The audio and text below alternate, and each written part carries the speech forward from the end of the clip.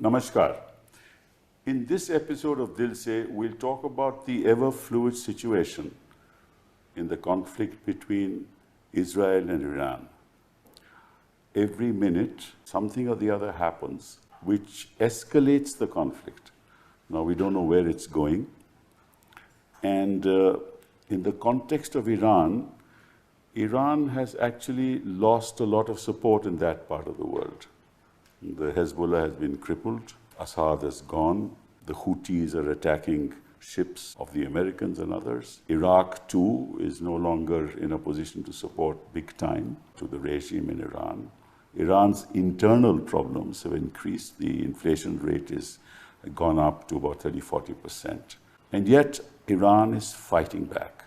The Israelis have actually targeted Iran in a big way. They've killed their scientists, they have killed their military personnel. Yet, Iran is not relenting. Khamenei is saying that we're going to fight on. They've fired about 400 missiles. They have, I believe, 1,300 of them. So every minute the situation is evolving. And we're going to discuss what impact that has on the global economy, what impact that has on India, because a large part of our trade is dependent from the Hormuz. I got information that 3 ships have been burnt in the Hormuz. Maybe right, maybe wrong, because a lot of this is also disinformation. So we don't know what's true and what's not true.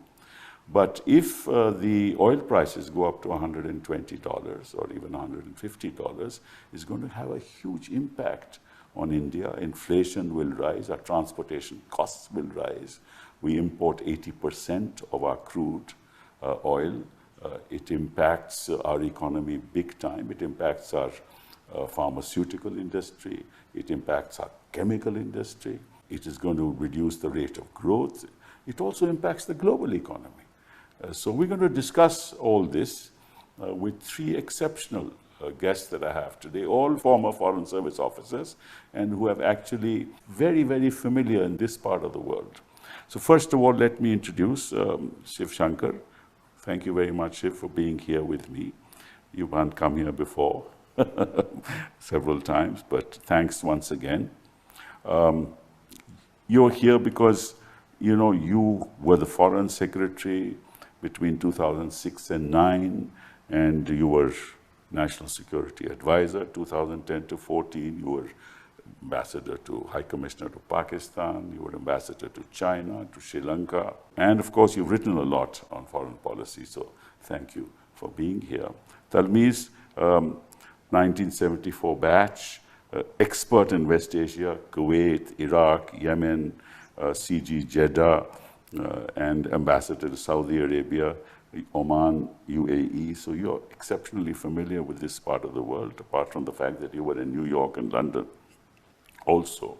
And ever since 2011, I've been watching you, writing articles and making statements. Thank you for being here.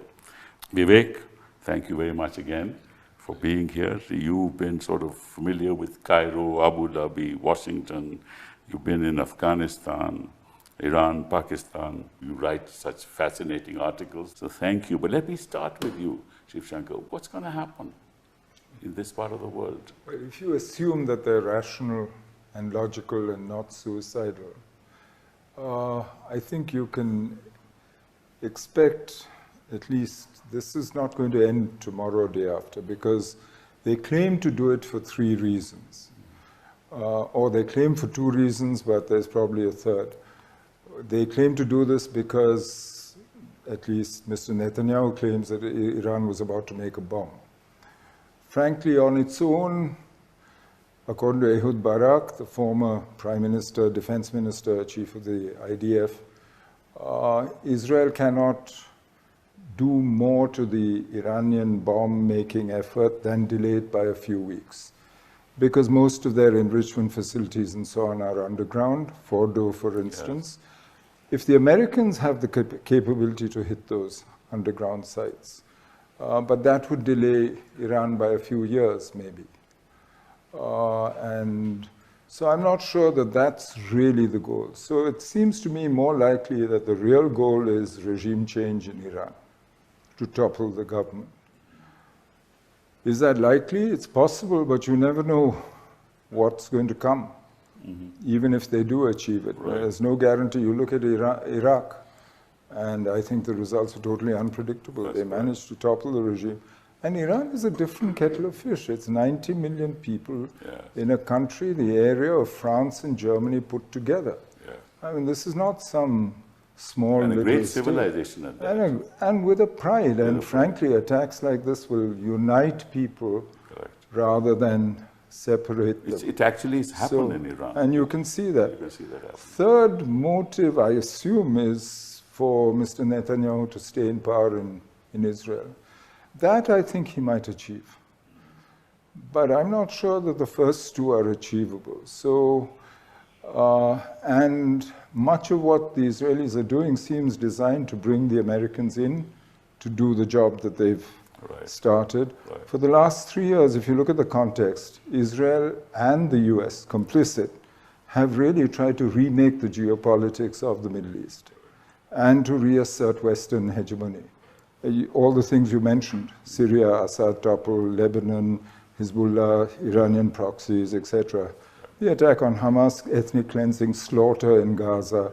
You know, all this is part of a larger, and now Iran, the main. So I don't see this ending very quickly. How far it will go, whether it will become a broader regional war and so on, that I'm not so sure.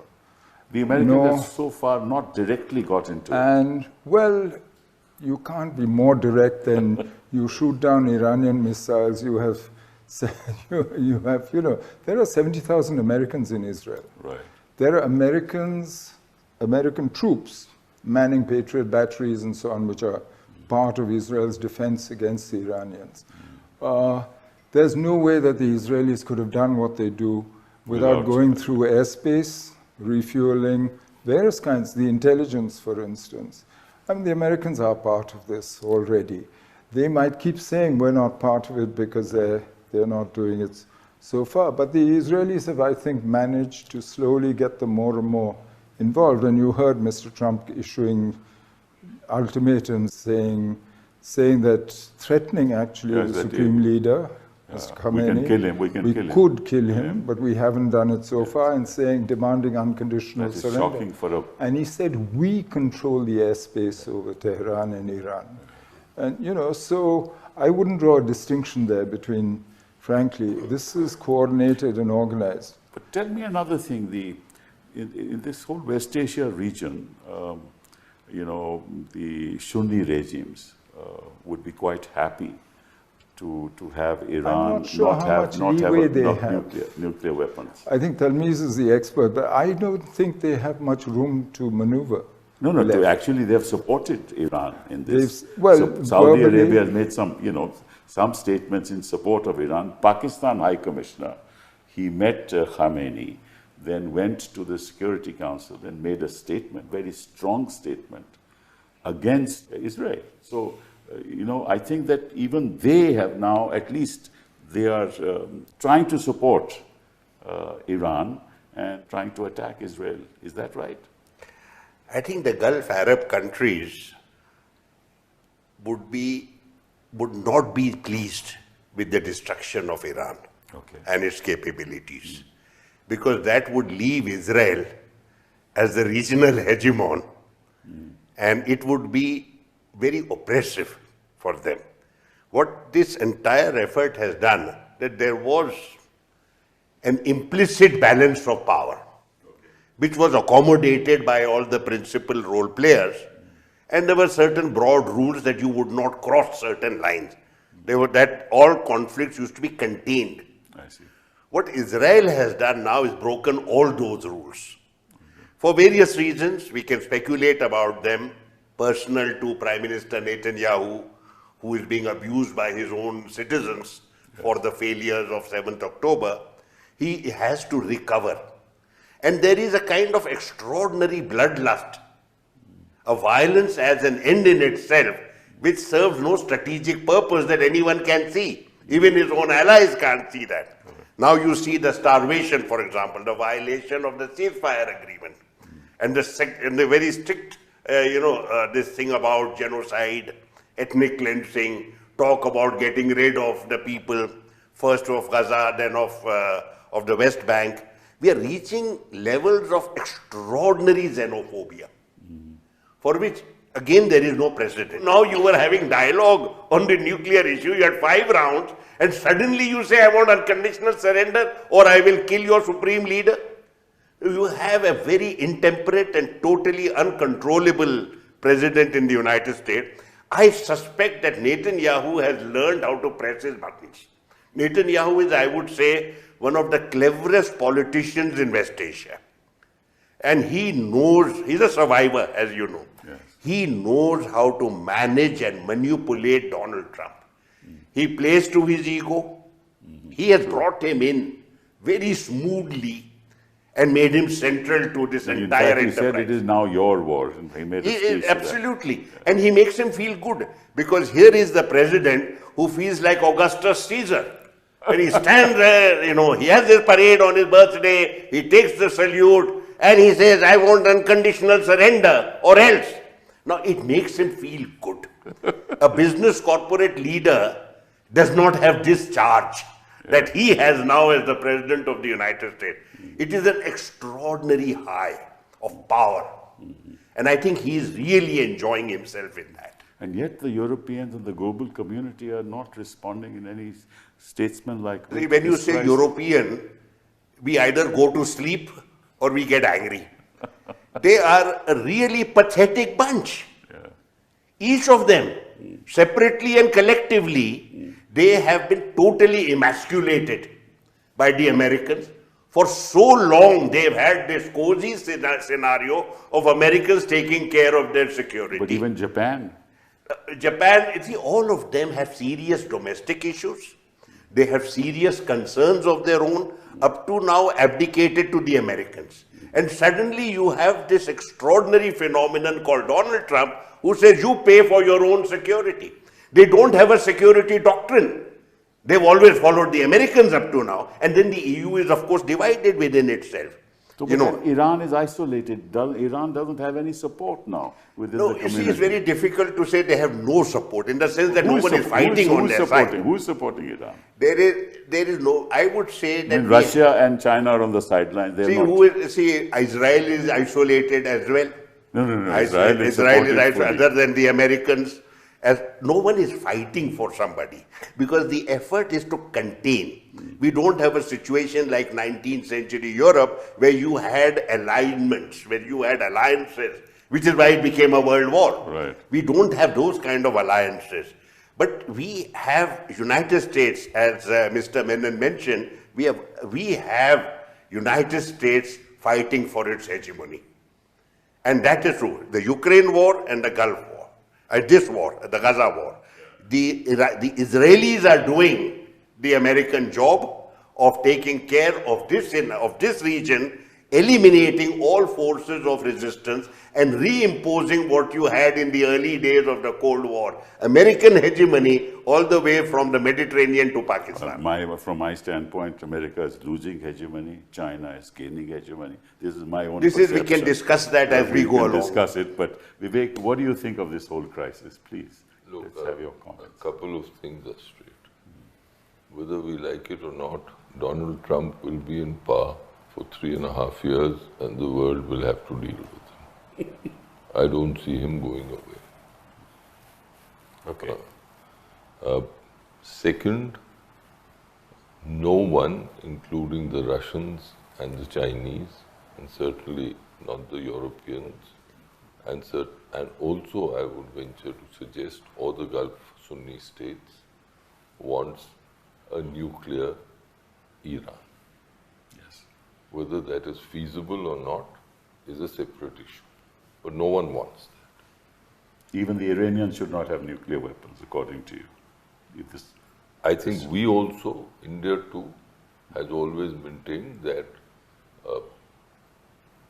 the Iranians are signatories to the NPT. But now they've moved, sorry to interrupt, they're now wanting to move a resolution saying that they want to opt out of the NPT. No, that is a separate issue. But we have taken the position that they are members of the NPT and they must observe the conditionalities of the NPT.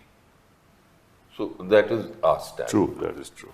Now, third point I'll tell you is this, that as of today, I don't see an option for the Americans but to go in and proceed further than what the Israelis have done with regard to the Iranian nuclear facility. What does that mean in real terms? In real terms, it means that they will have to use their bombs, and they've got these humongous bombs, to bomb the facilities in Fordow, in Isfahan, in Natanz, and elsewhere, to try to cripple Iranian enrichment to the extent possible.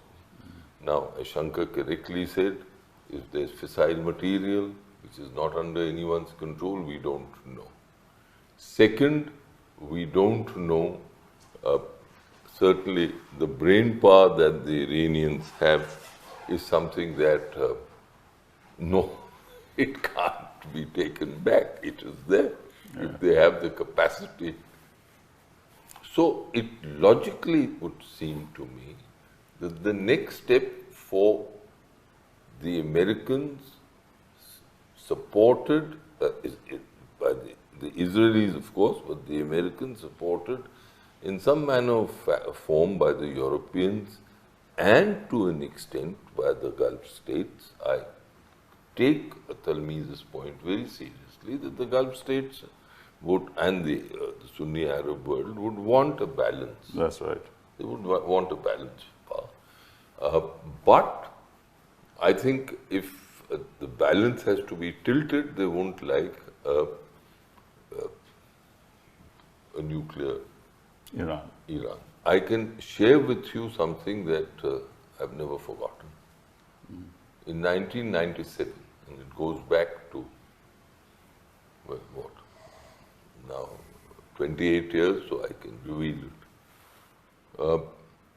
Mr. Gujral was foreign minister and he was in Iran. And I was JS EPA, so I was with him in Iran. And then for some odd reason, he insisted that he was going to Abu Dhabi for a talk, a brief talk, and then coming back to India. So he said that, Vivek, you come with me. So that's how I happened to be there. Otherwise, I had nothing to do with Gulf War I as Joint Secretaries. As we know that unless you have something to do with it, my brief was Pakistan, Afghanistan, Iran. So he went and there was this meeting and all of us were there, and then the Abu Dhabi then Minister of State for Foreign Affairs requested a one-on-one meeting with Mr. Gujral. And Mr. Gujral came out of this meeting and he was ashen. So when we went to the hotel, we sort of surrounded him and we asked him, "Sir, what happened?" And he said, "You know what he told me?" He said, "With Iran, why are you people doing what you're doing with Iran?" And he used the words, "We can imagine ourselves in the same trenches with the Israelis against the Iranians." Never forget that. Oh, I see. This was 1997 February. So when we talk of balance between Israel and Iran, my mind always goes back to that conversation and that message which the Abu Dhabi people had sent to us at that stage. So they don't want a nuclear Iran too. Now the question is it achievable? It is at that stage that I think we are in, and I'll end this by saying that I don't see now how Donald Trump or the Americans might not, the American establishment largely might not want it, but how Donald Trump cannot go in but, quote unquote, complete partially the work as far as the facilities are concerned, Iranian nuclear facilities, that the Israelis have begun. Now, what will be the situation after that is the issue before us. But tell me, Shankar, these nuclear facilities are underground, right? And the capability of Iran will continue to be there to manufacture a nuclear bomb. So, except for actually occupation and destruction of the regime, there is no way in which you can prevent Iran from making a nuclear bomb.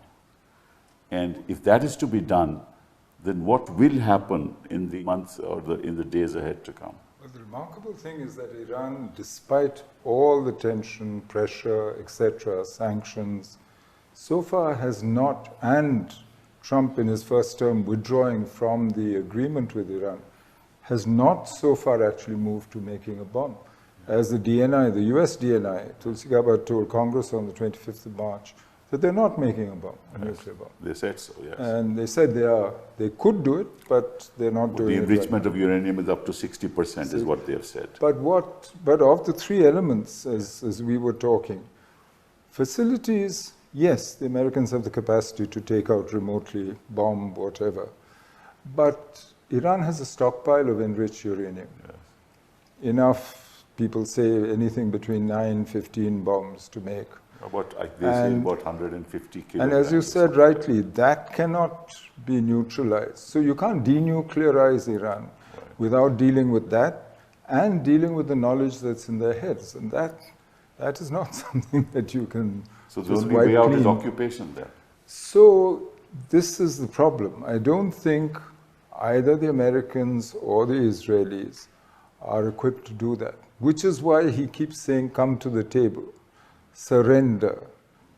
He wants to bring them to some kind of agreement on his terms, but he shifted the goalposts because until 3 weeks before the attacks, the negotiations between the US and Iran were on the basis that they would enrich uranium but never get it beyond a certain level. 3 weeks before, they shifted to no enrichment, which frankly, for a self-respecting regime in Iran, makes it non-negotiable. But the Americans have agreed to and enrichment. now he says it's not just no bomb, which I think most of the world would agree, but it's no enrichment at all. And he wants that internationally supervised. I mean, they'd use the IAEA and safeguards and so on, and use other people to do it. No, but I thought he had agreed to enrichment up to 20%, then up to 60%. Yeah, but 3 weeks before, with guarantees. But they switched what they were doing. And they shifted the goalposts, basically, in the negotiations. So in this context, this lunch that President Trump had with Asim Munir, does that have significance in this context? Well, one can only speculate. I don't know what they... whether it was an attempt by Trump to try and again insert himself into India-Pakistan, or whether it was to use Pakistan in their strategy for the Middle East, for dealing with Iran, I have no idea. Or whether it was to introduce an element of doubt in Iranian minds about what Pakistan might do. But I assume that the Pakistanis are clever people. No, it must be a very important occasion for Trump to miss out on the G7 and come to Washington. Well, and I don't think lunch. he particularly likes the G7 either. He reduced it to the G6 in the process. That means what thoughts you have on I make 2 comments on what Vivek said. Personal observation. As the British were leaving South Asia and West Asia, they did something. They left behind states that were inherently incapable of looking after their own security. And they would be always dependent on Western powers. I have in mind Pakistan, Israel, and all these 6 Gulf states. They're insecure. And as a result, they have enjoyed American patronage up to now. First the British and then the American. Now look at these Gulf states. Till now, they were dependent on the Americans. Even in the 1997, they were dependent on the Americans. And the Americans were supposed to be the guardians of regional security. But the Americans have been found wanting. Wherever UAE is concerned, I have one very simple observation, and with that I will dispose it off. It is on paper a country of 7 million. But it has 1 million Emiratis. Right. The total population of Emiratis in that country is 1 million. That's correct. 10% or 12%. They are totally, they are mavericks where foreign affairs is concerned. And they are very deeply engaged with the Americans. They normalize with Israel because it gets you plus points with the Americans and with the Israel lobby and gets you the technology hub or whatever you want, the agenda that you have. You have also a kind of royal family competition with the Qataris also. All of them are deeply insecure, incapable of being on the road. They talk the language of strategic autonomy because they are disenchanted with the Americans, particularly during the period of Donald Trump and then reinforced by the period of Biden and then Donald Trump and now Trump again. So they are talking, they are diversifying their options in this regard.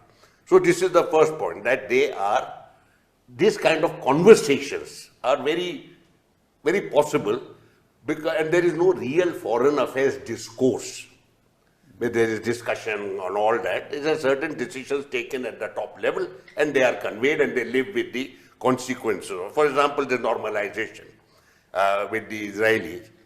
Totally, they know full well that the popular opinion, and this is my other point, popular opinion all across the Arab world, from Morocco to Yemen, is totally in favor of the Palestinians, and there is no way any monarch, including the royal family of Saudi Arabia, can now normalize. So I think we have to take a look at that.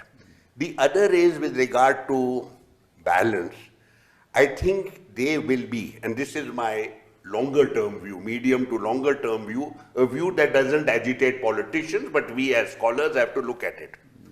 There will be a role for China and Russia.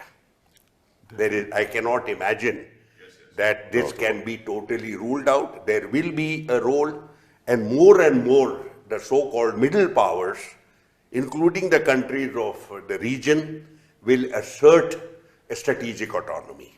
They will want to be associated with the Chinese and the Russians, and I believe that, I don't think they want a new Cold War. And luckily Trump is not talking that language at all. He's saying he wants to have G9. If you really look at, the Chinese are investing more and more into Saudi Arabia.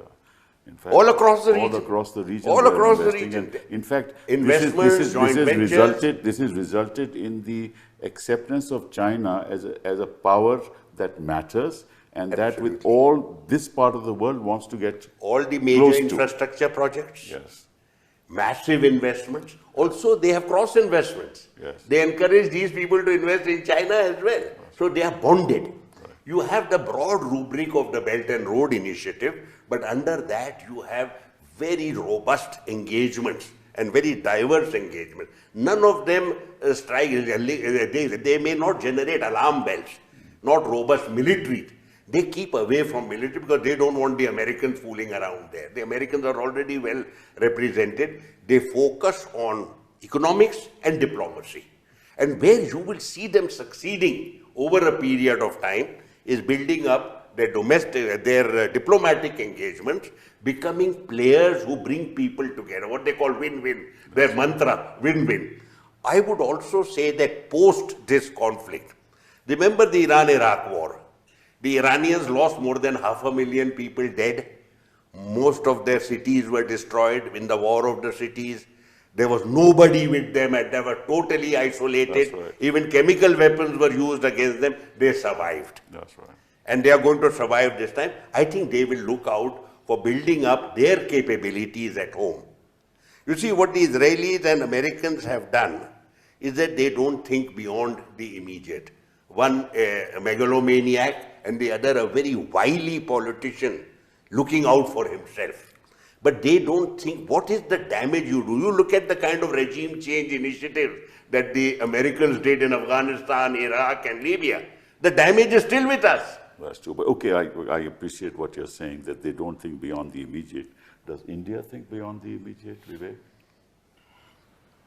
Well, over the last 4 to 5 years, I find a shift in our basic approach to West Asia. my understanding was that we built bilateral relations in West Asia. We didn't get entangled with their internecine difficulties. And I think that was a wise approach. Now, we seem to be getting involved in the politics of West Asia. For instance, we've got this I2, U2, where you got involved with the Israelis, the Americans, the UAE, etc. So then there is this huge connectivity project that we have in mind, IMEC, etc. It might pan out well, it might not pan out well. I, for one, was far more comfortable, perhaps to the comfort of the non-risk taker, far more comfortable with the old paradigm where we built relationships and we said, look, this is it, our capacities are limited, but whatever we can do, we will do, and we were building strategic ties, we were building defense ties individually, bilaterally with these countries, but not getting sort of involved in groups. Now, I agree with Talmiz that Iran can't be driven into the dust. No country can. Afghanistan hasn't been driven into the dust. That is regime change. When people talk of regime change, I'm reminded that in '79, you had Khomeini in the wings, and he came back when the Shah was removed. Today, when they talk of regime change, I really don't know what that means. I mean, who is going to come in place of the Vilayat-e-Faqih? And this is regime change. The fact that the present regime or the present clerical system in Iran is tottering has been an American dream fueled by Iranian emigres for the last 3 decades. It's not something recent. We've all heard this time and again, that this is a regime which is highly unpopular, but there is simply no one there who can take its place. There can be, that thought has struck me, that there can be some people from the clerical order itself who are termed quote-unquote moderates. For example, Khatami was one of them. I think Rouhani too is one. But then on the other hand, you have the Ahmadinejads. So it's not very clear on what is meant by regime change. This word is very loosely used. There are certainly no organized political forces in Iran that can step in and take over and take control over the coercive apparatus of state in Iran. So we are at a stage where I think, where the Americans, I may be wrong, but I think it's gone too far for the Americans not to come in and to start aerial bombing. But I just wanted to find out, what is India's position in all this? We seem to be stuck in the sense that we are close to Israel. We're exceptional. We got huge collaborations with Israel on several fronts. We're close to Iran. We have the Chabar port. We have the corridor that is to be built. Now, what's going to happen to all this? And if the Straits of Hormuz are blocked, what impact? So, diplomatically, what is our position in all this? Well, I'm amazed that we are mum on all the major issues of the day. Whether it's the Russian invasion of Ukraine, we abstain. Whether it's what the Israelis are doing in Gaza, UN resolutions calling for ceasefires, thrice we've abstained. We dare not call what Israel has done to Iran an attack even in our statements. I am amazed because we have a huge strategic interest in peace in this part of the world. We have 8 million people there in the Gulf and Saudi Arabia, living, working there. We depend And on them for oil. remittances, billions of dollars. I mean, 103 times the DFI into India in 2024 was the remittances. $125 billion we're talking about.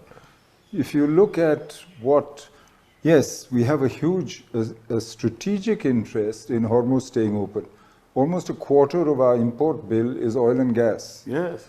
And of that, about 40% comes, especially the LNG from Qatar, all comes through through Hormuz. That's correct. So, and if the price goes up, I mean, think of what it does to the world economy. It'll drive world inflation around 6-7%. Think of what it'll do to us if oil prices go So we should further. take a proactive position in all we this. should be out there pushing for peace. Yes. We have a strategic interest in peace in the region. We're mum. Frankly, this is a new development. There was a time, I mean, when I was ambassador to Israel, for instance, that didn't stop us from saying what we felt on the Palestinian issue, voting the way we wanted. No, and we were getting close to Israel. But we were still doing all this with Israel. Israel, yes. We had a huge So defense why have we changed relationship. that position? There still are, today Israel is our second biggest source of defense imports. Yes, but that's not going to change because of, I mean, it's in their interest as much as it's in yours. So I don't understand why we are mum, frankly, and why we are nervous of being ourselves. Exactly. I mean, I remember as a RD minister, I went to Israel. We have huge collaborations, but we always took the position that, look, you cannot tax like this and you cannot throw out the Palestinians. We support their demand for a homeland. No, Shankar, I think we have a chapeau now. And under that chapeau, we feel that once Prime Minister has articulated that, we don't have to say anything. And that chapeau is, this is not the age of war, nor of terrorism. Now, what the belief is, I'm sure in MEA, and we all have been part of MEA, belief is that he said that, what more is there to be said? No, but you advise the Prime Minister, you always tell him that. You've just fought a Yes, war what is all this? yourself. No, but he then said this is not the age of terrorism either. I agree with you that we should be a little more forthcoming in articulating our viewpoint.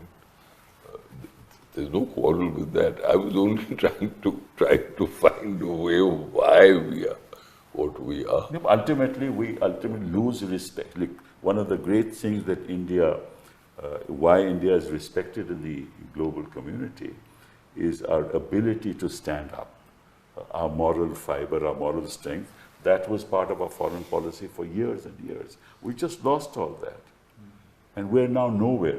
We're not, I'm sorry to say, despite what the Mandarins in South Block will say, but we're not respected in the manner in which we were everywhere in the world today. May I make a comment on this? Yes, please. India has changed. Because of the change that is palpable within our national order, many things have changed following that. When you speak of the respect that we had, because there were certain core principles that animated this nation, and those principles were respected. You know, they were a part of a very, very long legacy. It was pluralistic, it was accommodative, it was multicultural. We were also not aggressive, we were not arrogant.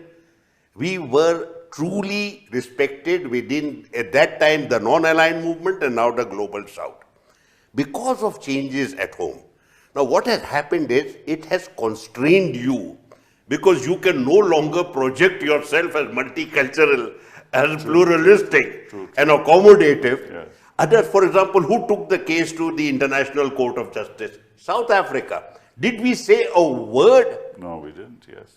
The entire case. And the International Court of Justice, about which at that time I was skeptical, look at the way they came forward. Continuously have come forward. International Criminal Court, continuously. That means those were our principles. But we are not there anymore. And that is the key. I have sensed, as an outsider, I don't meet too many people, I don't get around that much, but I spend my time in anguished reflection, and that is this, that we've lost our way. We've lost our way as a country, and we've lost our way in terms of our foreign policy. Becoming transactional, you think, just as the Americans. Well, transactional is part of relationships, but transactional is meaningless unless there are values. Values is the core. That gives you strength, that gives you direction, it gives you content, it gives you self-confidence. Without all that, you are astray. Sometimes you are here, sometimes you are there. You are upset with the Turks, go to Cyprus. You are upset, go to Greece. This is not foreign affairs. This is not foreign policy. Where is the strategy? Where is this thinking that goes behind all these actions? That's why no one takes you seriously. Because you are today a maverick who just goes from here to there. Vivek, no one without that core principle. No one takes us seriously? No, I think we are taken seriously. I'll make a couple of points. I think there can be no quarrel that we need to adhere to our core constitutional principles and fully. On that, there can't be a quarrel. That is what we are that is the essence of India. It is captured by the Constitution. Any deviation from that robs us.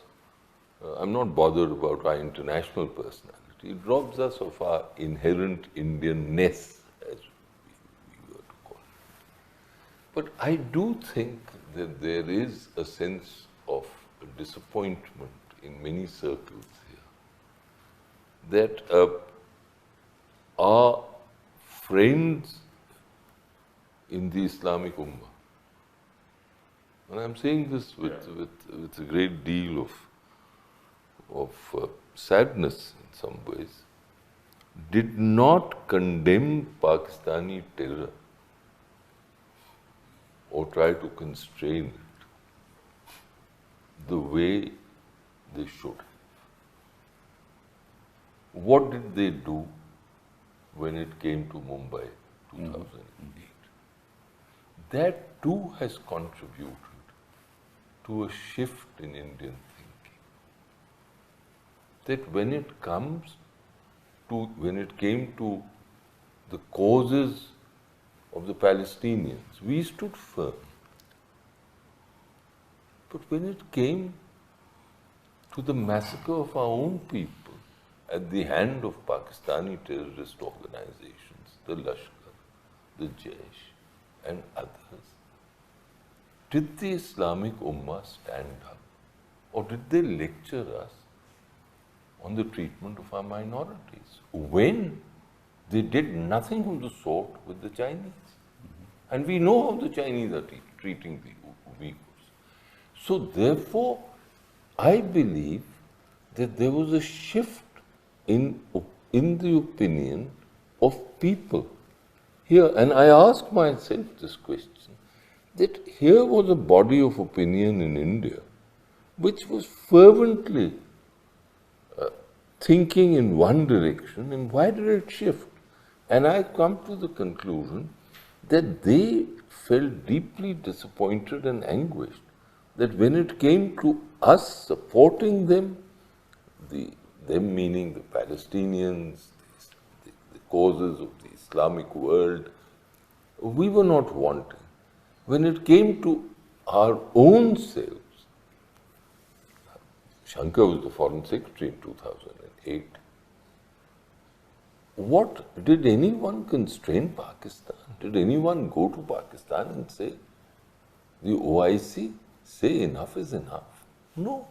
So people here then started. No, you were your government. You were in government. I take your... Did anyone say anything? So that too can't be overlooked.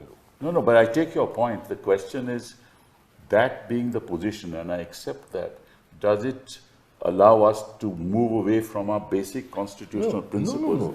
Is the question. I started with that, that we have to adhere to that. Quite apart from the past, we are today in a very different context. We are not the only ones who are being transactional.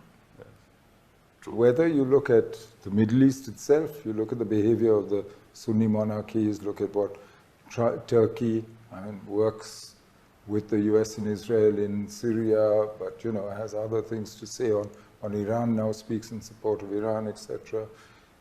you look at the US themselves, you look at all the great powers.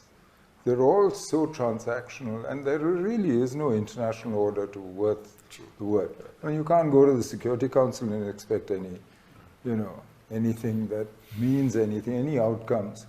So in that situation, I think to expect much more from us, I would say, I'm not even saying that you have to stand for certain values forever and ever, because it's, I would say your interests demand that you take certain positions.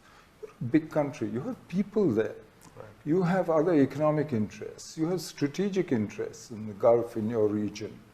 You don't want adversaries exploiting that place, using your own fissures, whatever they might be, whatever the sense of.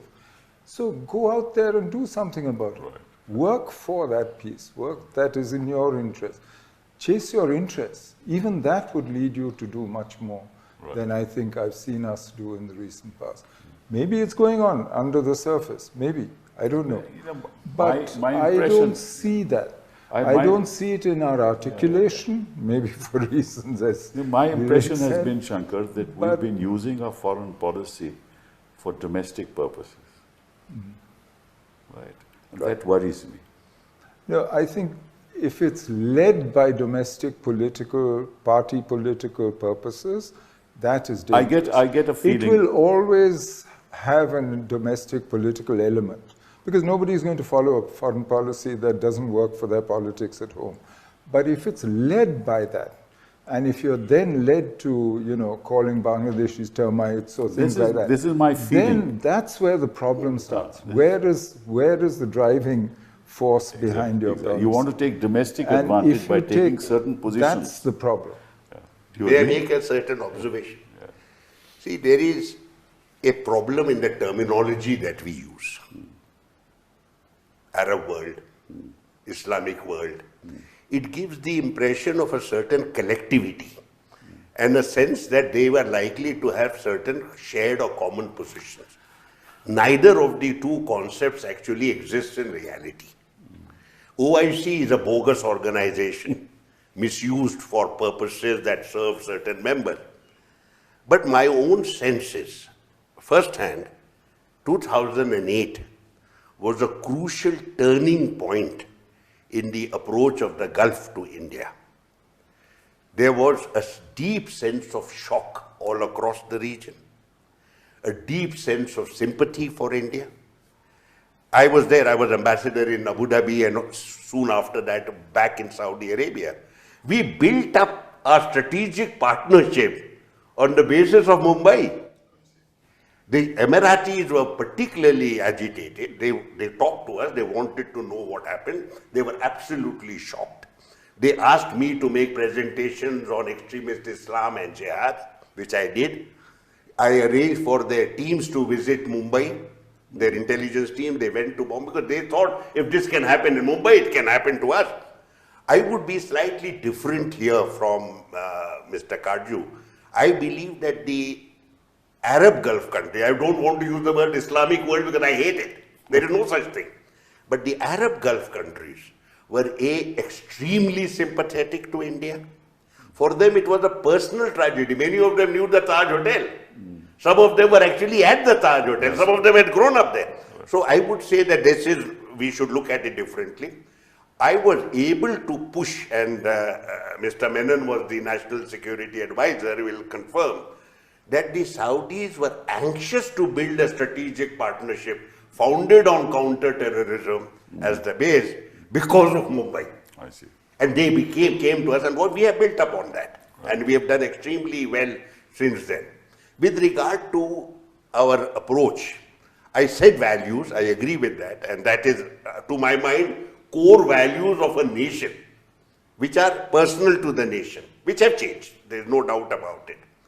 With regard to our larger interests, can anyone deny that we have crucial, long-standing, abiding interests in the stability of the Gulf?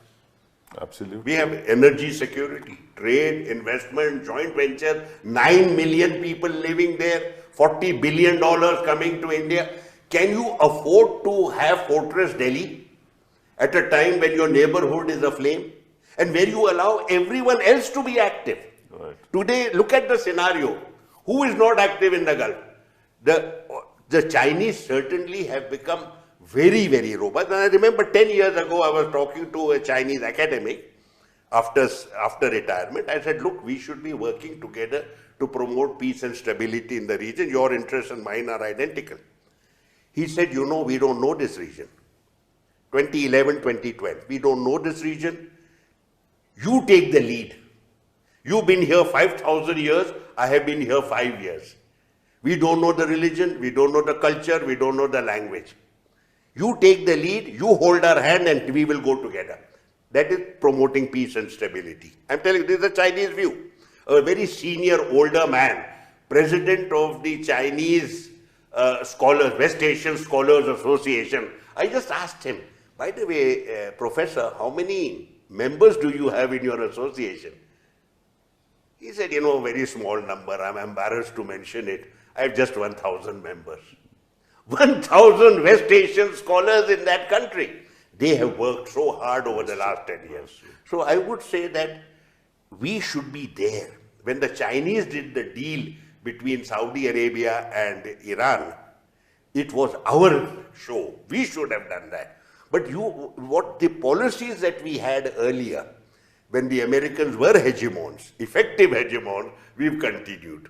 I have wished, and Mr. Karju and I have talked about it many times, we should be a little more proactive in terms of what is happening in the region. Little more is, I think, too little. We should be far more proactive. But what's your view? Do you think our foreign policy sometimes, the reason for the positions we take is for domestic advantage? Look, in my experience, there's an inextricable linkage between foreign and domestic policy, and all governments seek to take, to use your word, advantage of this linkage. The question is, what is your basic approach? It should not be personality driven. That is something that I'm convinced. I know that that personal chemistry is now a buzzword not only in international circles, and that leaders are in touch with each other all the time. But I still believe in the old methods of diplomacy. I think they yield results, and that personal equations can ease the way, perhaps sometimes significantly, but they can't be a substitute for hardcore national interest evaluation. They can't. And it is here that somehow diplomatically we seem to be relying more on personal equations. On personal equations, and that personal equations will deliver. They have delivered in some cases they have not. Second, I think our worldview is getting a little more diffuse, if I may use the word. It's not, the world is moving very rapidly, and we somehow had anchored ourselves over the last few years to the Americans. With Trump, I don't think that anchor is getting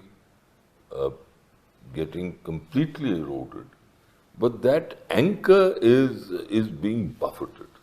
It's being buffeted very greatly. Yes. And it's leaving people very insecure. I mean, you mentioned the lunch which Trump is hosting for Asim Munir. Now that, to my mind, is unprecedented, and therefore there will be many people here who will be wondering what is happening. That's right. So I think all in all, there are question marks now within the country on the directions that we are heading. There seems to be, and I think correctly, a greater focus on trade, investment, etc. That should remain. Geopolitically, we are in a Trumpian world, in a very disrupted world, and sometimes it appears we are scrambling. Sad. I think my personal feeling is that there should be an element of continuity in foreign policy because it's civilizational in nature. We've had dealings with many of these countries for thousands of years. There is a perception that has developed towards India and our perception towards them. We've got deep interests in, especially in West Asia, and we shouldn't be looking as a non-player in this part of the world, right? And I also believe that our foreign policy mandarins in South Bloc should be driving our foreign policy and not the politicians of this country. With that, I thank you very much for being with me. To that, I can only say hallelujah. Thank you very much. Thank you.